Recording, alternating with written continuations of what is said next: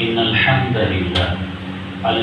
لله الأحد الصمد الذي لم يلد ولم يولد ولم يكن له كفوا أحد والصلاة والسلام على النبي الأمجد وعلى آله وأصحابه أجمعين أما بعد بسم الله الرحمن الرحيم لقد من الله على المؤمنين إذ بعث فيهم رسولا من أنفسهم يتلو عليهم آياته ويزكيهم ويعلمهم الكتاب والحكمة وإن كانوا من قبل لفي ضلال مبين صدق الله العظيم.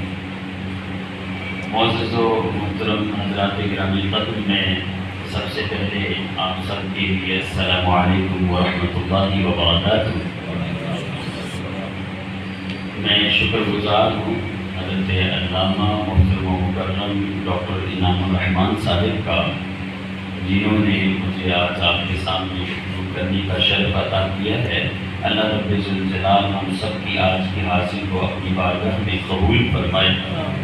میں آپ سب کے لیے معذرت بھی پیش کروں گا اپنی طرف سے کہ میں 2-3 منٹ آپ کو انتظار کرنا پڑا اور میں بہت شرمندہ ہوں، اور میں کوشش کروں گا اگر کبھی بھی یہاں پہ حاضر ہوا تو میں ضرور ٹائم پہ آؤں. میری اس شرمندگی کو آپ قبول فرمائیے، معذرت کو قبول فرمائیے. اللہ رب الجلال نے قرآن پاک میں ارشاد فرمایا، اللہ نے مومنوں پہ احسان فرمایا، اور وہ احسان یہ ہے کہ ان میں اپنا نبی مبعوث فرمایا اور انہی میں سے مبعوث فرمایا. اللہ رب الجلال کا ہم جس قدر شکر ادا کریں وہ کم ہے کہ اس نے ہم جیسوں میں اپنے پاک محبوب صلی اللہ علیہ وآلہ وسلم جیسی شخصیت کو نازل فرمایا اور فرمایا من انفسہم، تمہیں میں سے یعنی ہم لوگوں میں سے بنایا، تاکہ کبھی کوئی اگر کہے کبھی فرشتہ اگر رسول ہوتا تو فرشتوں کو تو بھوک بھی نہیں لگتی، پیاس بھی نہیں لگتی، تو کل کو کوئی بھی انسان کہہ سکتا تھا کہ اللہ میرے پاس تو آپ نے بڑی مجبوریاں دی تھی تو میں شاید ایسے اچھے کام نہیں کر سکا، تو عملی نمونے کے لیے میرے پاس کوئی بندہ نہیں تھا. تو اللہ رب الجلال نے لَقَدْ كَانَ لَكُمْ فِي رَسُولِ اللَّهِ أُسْوَةٌ حَسَنَةٌ کے ساتھ حضور نبی اکرم صلی اللہ علیہ وآلہ وسلم کی ذات کو میرے اور آپ کے لیے نمونہ بنا دیا کہ کبھی بھی کوئی کسی بھی قسم کے شعبے سے تعلق رکھتا ہو تو وہ یہ اعتراض نہ کر سکے کہ اگر مجھے بھوک لگتی ہے تو نبی کو تو بھوک نہیں لگتی تھی، میرے اندر اگر خواہشات ہیں تو نبی کے اندر تو خواہشات نہیں تھی، مجھے پیاس نہیں لگتی، نبی کو پیاس نہیں لگتی تو مجھے تو پیاس بھی ہے، میرے بچے بھی ہیں، میرے والدین بھی ہیں، میرے دیگر معاملات بھی، سارے معاملات بھی حضور نبی اکرم صلی اللہ علیہ وسلم کو میرے اور آپ کے لیے ان کی زندگی اسوہ حسنہ قرار دی. یہ ہے میلاد مصطفیٰ صلی اللہ علیہ وسلم. اب مقصد کیا ہے میلاد مصطفیٰ کا؟ حضور نبی اکرم صلی اللہ علیہ وسلم کی بعثت کیوں ہوئی؟ اللہ نے کیوں پیدا فرمایا؟ اسی آیت کے دوسرے حصے میں ارشاد فرمایا کہ اس نبی کو میں نے اس لیے پیدا کیا یتلو علیہم آیاتی، کہ لوگوں کو میری آیات کی تم پہ یہ تلاوت کرے. آج اس نبی کی وہ ڈیوٹی جو آیات کی تلاوت تھی میں اور آپ بھول چکے ہیں. عمومی طور پہ ہمارے گھروں میں یا تو فاتحہ خوانی کے لیے قرآن کو کھولا جاتا ہے، یا کبھی میری بیٹی کی بہن کی کسی عزیزہ کی شادی ہوتی ہے تو اس کے سر پہ قرآن رکھ دیا جاتا ہے، یا میں نے دکان نہیں بنانی ہے تو قرآن پاک پڑھ لیا برکت کے. اس میں کوئی شک نہیں، قرآن کی برکت سے تو انکار ہے ہی نہیں. قرآن خود برکت ہے، اس کی طرف دیکھنا برکت ہے، پڑھنا برکت ہے، پکڑنا برکت ہے، کوئی شک نہیں. لیکن کیا قرآن پکڑنے، بیٹھنے اور ان کے بخشوانے کے لیے مثال ثواب کے لیے صرف انہی کاموں کے لیے آیا تھا؟ بالکل نہیں. قرآن تو تہذیب نفس کے لیے آیا تھا. اللہ نے تو قرآن کو نازل کیا کہ اگر تم مومن ہو، ماننے والے ہو تو انتم الاعلون، دنیا کی ساری بادشاہیں تمہارا مقدر ہوگی اگر تم نے قرآن کو مضبوطی سے پکڑ لیا. اور نبی اکرم صلی اللہ علیہ وسلم نے تو ارشاد فرمایا تھا نا کہ میرے بعد اگر تم نے قرآن کو مضبوطی سے پکڑے رکھا تو یاد رکھو تم کبھی بھی گمراہ نہیں ہو سکو۔ لیکن میں نے اور آپ نے قرآن کے ساتھ کیا تہیہ کیا ہوا ہے، قرآن کے ساتھ کیا ارادہ کیا ہوا ہے، معاملہ کیسے ہے؟ جی میں اور آپ بڑی اچھی طرح سے اپنے معاشرے کو جانتے ہیں۔ اچھا ہم نے گھروں کے اندر بھی قرآن کو وہ اوپر والے دنوں میں رکھا ہوتا ہے، پیچ نہ ہو جائے، کہیں قرآن کو ہاتھ نہ لگ جائے۔ تو یہ وہ چیزیں جب ہم نے چیزیں دور کر دی تو پڑھنا کیا، عمل کیا کرنا، یہ تو بہت بات کی پھر باتیں ہیں۔ تو ہم پڑھنے سے بہت دور ہو گئے۔ نبی اکرم صلی اللہ علیہ وآلہ وسلم نے یہ بھی ارشاد فرمایا کہ لوگوں جیسے لوہے کو زنگ لگ جاتا ہے، زنگ آلود ہو جاتا ہے لوگوں، تو دل بھی زنگ آلود ہو جاتے ہیں۔ سنو، اگر اپنے دلوں کے زنگ کو دور کرنا چاہتے ہو تو وہ ایک ہی طریقہ ہے، وہ قرآن پاک کی قرأت ہے، قرآن پاک کا سننا پڑھنا ہے، قرآن پاک پہ عمل کرنا ہے۔ وہ میں اور آپ تھوڑا تھوڑا دور ہو رہے ہیں، مجھے اور آپ کو قریب آنے کی ضرورت ہے، جس وجہ سے نبی اکرم صلی اللہ علیہ وآلہ وسلم تشریف لائے۔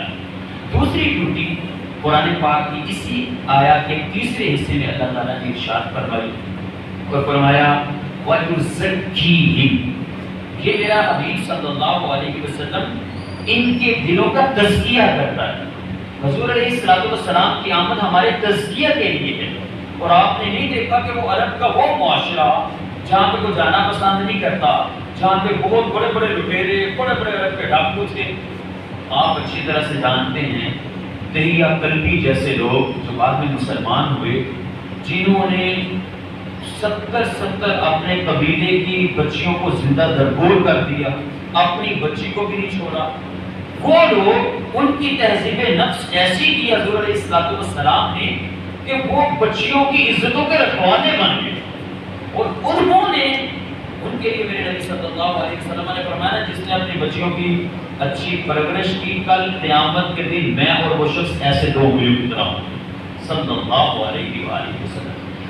تزکیہ کیسے کیا حضور علیہ السلام نے؟ وہ تعصب جو ہم نے بھی موجود ہے، اگرچہ عرب عجم میں بھی بہت زیادہ، ان کے ہاں تو بہت زیادہ تھا۔ غلام کی تو بات ہی نہ کرے، اس کے پاس تو بیٹھنا، اس کو پاس کھڑے کرنا اپنی انسلٹ سمجھا جاتا تھا۔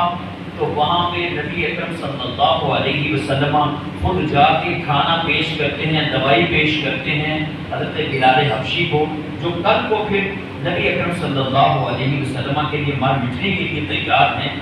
یہ وہ لوگ ہیں، اور آپ نے دیکھا بڑے بڑے سردار کھڑے، بڑے بڑے سردار فتح مکہ کے موقع پر، تو نبی اکرم صلی اللہ علیہ وآلہ وسلم نے حضرت بلال کو کعبے کی چھت پہ چڑھا دیا اور یہ اعلان فرما دیا کہ کسی عربی کو اجمی کے اوپر کوئی فضیلت نہیں، کسی گورے کو کالے کے اوپر کوئی فضیلت بالکل نہیں، الا بالتقوی، تقوی کے ساتھ فضیلت حاصل ہے۔ آپ جانتے ہیں یہی وہ معاشرہ ہے جہاں پہ ماؤں کو بیچ دیا جاتا تھا، باپوں کو بیچ دیا جاتا تھا، اور یہی وہ معاشرہ ہے جس کو نبی اکرم صلی اللہ علیہ وسلم نے جب اس کی تہذیب کی تزکیہ کیا تو ان لوگوں کے لیے ماں کے پاؤں کے نیچے جنت رکھ دو، خبردار تمہاری آنکھیں بھی نہ اٹھیں، وَلَا تَقُلْ لَهُمَا اُفٍّ، اف تک بھی نہیں کہنا، اف یہ کیا مصیبت، اف بھی نہیں کہنا۔ یہ تزکیہ کرنے کے بعد یہ احوال ہوگی۔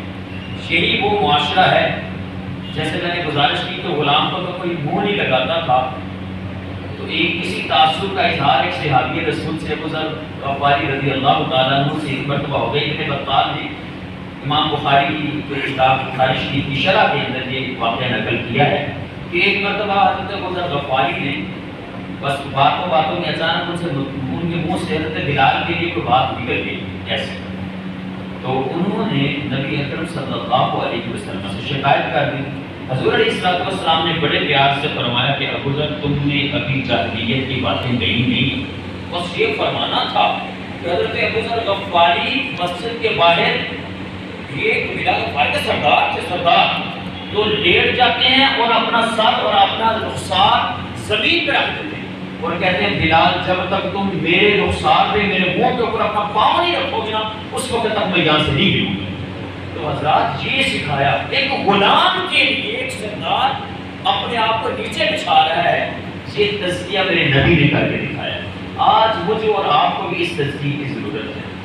حضور علیہ السلام کی آمد کا تیسرا مقصد اسی آیت کے اندر آگے ارشاد فرمایا وَيُزَكِّيهِمْ وَيُعَلِّمُهُمُ الْكِتَابَ وَالْحِکْمَةَ، کہ میرا نبی کتاب و حکمت کی تعلیم دیتے ہیں. وزڈم، آج میں اور آپ فلسفی کی کتابوں میں وزڈم ڈھونڈتے ہیں. ان لوگوں کی کتابوں میں آپ دیکھیے جہاں سے فلسفہ شروع ہوتا ہے، نسطالیس کی بات ہم کرنے میں، اگر آپ بات کر لیں بقرات کی، سقراط کی، ان لوگوں کی بات کر لیں، یہ کہتے تھے کہ یہ عورت ایک ایسا درخت ہے درخت لیکن یہ زہر آلود درخت. یہ ان کی سوچ تھی. میرے نبی صلی اللہ علیہ وسلم نے عورت کو عورت ہونے کی وجہ سے وہ عزت عطا فرمائی، خبردار تمہاری آنکھیں نہ اس کی طرف اٹھیں.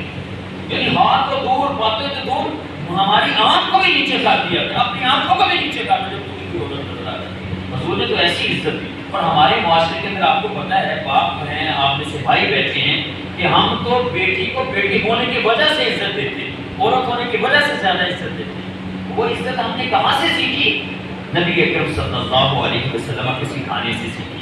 وزڈم وہ حدیث پاک ہے، حضور علیہ السلام کی اقوال ہیں، آپ کے افعال ہیں، آپ کی سینگز ہیں، ان پہ عمل کرنا میرے اور آپ کے لیے بہت ضروری ہے، ورنہ ہم کوسوں دور ہو جائیں گے اس وزڈم سے، اس حکمت سے. جو اگلی بات اللہ رب الجلال نے اس آیہ میں ارشاد فرمائی وہ آخری ہے. اس سے پہلے اسی مقصد نبوت کو اور مقصد میلاد مصطفیٰ کو ایک اور آیہ میں اللہ تعالیٰ نے ارشاد فرمایا، اور فرمایا وَالَّذِي أَرْسَلَ رَسُولَهُ بِالْهُدَىٰ وَبِالْحَقِّ لِيُظْهِرَهُ عَلَى الدِّينِ كُلِّهِ. اللہ رب الجلال نے اس لیے بھی مبعوث فرمایا ہے اپنے حبیب کو تاکہ جتنے بھی ادیان باطلہ ہیں سب کے اوپر یہ میرا دین غالب آ جائے، دین اسلام غالب آ جائے. آپ غور کیجئے، یہ سود پورے کا پورا دین ہے. میں اپنے آپ کو، روایات کو اپنے آگے رکھتا ہوں اور اسلام کو بہت پیچھے رکھتا ہوں، نبی اکرم صلی اللہ علیہ وسلم کی باتوں کو بہت پیچھے رکھتا ہوں.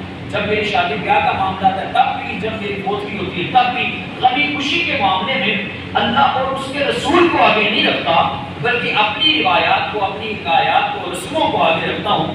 تو یاد رکھ لیجئے کہ میں کامل مومن نہیں ہوں. میں اس دین پہ عمل نہیں کر رہا ہوں جس دین پہ غالب، جس دین کو کرنے کے لیے میرے اور آپ کے نبی آئے. یہ کمیونزم، یہ سیکولرزم، یہ ساری چیزیں یہ مکمل ادیان ہیں.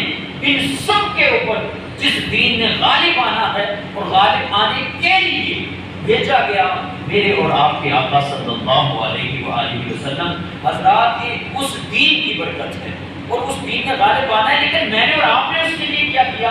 یہ میں نے اور آپ نے اس کے اوپر بھی اپنے گریبان میں چھانٹنا ہے. اللہ تعالیٰ نے یہ 4 فرائض منصبی نبی اکرم صلی اللہ علیہ وسلم کو بیان کیے. اب میں آخری آیت میں اور آخری اختتام کی طرف آتا ہوں اور آپ کو عرض کروں کہ اس آیت جو میں نے پڑھی تھی اس کے آخری الفاظ سے وَإِن كَانُوا مِن قَبْلُ لَفِي ضَلَالٍ مُبِينٍ. لوگوں اس سے قبل، یہ لوگ جن میں میرا نبی مبعوث ہوا، اللہ نے احسان فرمایا نبی اکرم کو مبعوث فرمانا. اور بعثت کا یا میلاد کا مقصد کیا ہے؟ تزکیہ نفس ہے، تلاوت آیات ہے، اور پھر کتاب و حکمت کی تعلیم ہے، دین کو غالب کرنا وغیرہ ہے. فرمایا وَإِن كَانُوا مِن قَبْلُ، یعنی یہ چیزیں اگر نہ ہوں، ان کو اگر نکال دو بال کی طرح، لفی ضلال مبین، یاد رکھیے کہ یہ سارے کے سارے کلی گمراہی ہیں. آج بھی اگر میں صرف میلاد کا مناتا رہوں اور حضور علیہ السلام کے میلاد میں جشن بھی مناؤں، خوشیاں بھی کروں، لیکن اس خوشی کا اظہار سنت رسول کی صورت میں نہ کروں، آپ علیہ السلام کی ڈیوٹی کو پورا کر کے نہ کروں، تو یاد رکھ لیجئے ہم بھی سارے کلی گمراہ ہیں اور وہ گمراہی ہمارا مقدر مان جائے گی اگر ہم نے ان ڈیوٹیز پہ اور اس پیغام رسالت پہ عمل نہ کیا. مجھے اور آپ کو آج اسی پہ عمل کرنا ہے. میں تیرے نثار کی جانیوں کی مدحتوں میں گم رہا، تیرے دشمنوں نے تیرے چمن کے گرد خزاں کا جال بچھا دیا. تیرے حسن خلق کی اکرمت میری زندگی میں نہ آ سکی، میں اسی میں خوش رہا، تیرے در و بام کو تو سجا دیا. ہم لائٹیں لگا کے اور اتنی خوشیاں منا کے بہت کچھ کھلا پلا کے سب کچھ کر کے جشن منائیں، لیکن حضور علیہ السلام کے حسن خلق کی ایک چھوٹی سی رمق بھی ہماری زندگی میں نہ آئے، ہمارے معاملات میں نہ آئے. سودی کاروبار ہم کریں، ناپ تول میں کمی ہم کریں، ہم قتل و غارت میں ہم ملوث ہوں، گالی دینا ہمارا شیوا ہو. جب بندہ ایک دیکھے تو دوسرے راستہ لے لے، راستے سے پیچھے ہٹ جائے، اور میں کہوں کہ میں حضور علیہ السلام کا امتی ہوں، میں مسلمان ہوں، حضور علیہ السلام نے فرمایا آخری بات، اللہ کے حبیب فرماتے ہیں المسلم من سلم المسلمون من لسانه ویده، جس کی زبان سے دوسرا شخص محفوظ نہیں ہے وہ اپنے آپ کو مسلمان نہ سمجھے۔ آج دیکھیے کہ کیا میری زبان سے میرے گھر والے، میری بیوی، میرے بچے سب سے پہلے اور اس کے بعد میرے ملازم اور میرا وہ طبقہ جو میرے ساتھ ہے، دوست احباب رشتہ دار اور آئزہ اقربا کے بعد میرے محلے دار محفوظ ہیں؟ اگر محفوظ ہے تو اللہ کا شکر ادا کیجیے، ورنہ اپنے گریبان میں جھانکی اور اصلاح کی کوشش کیجیے۔ اللہ رب الجلال مجھے اور آپ کو عمل کی توفیق عطا فرمائے۔ وما علینا الا البلاغ۔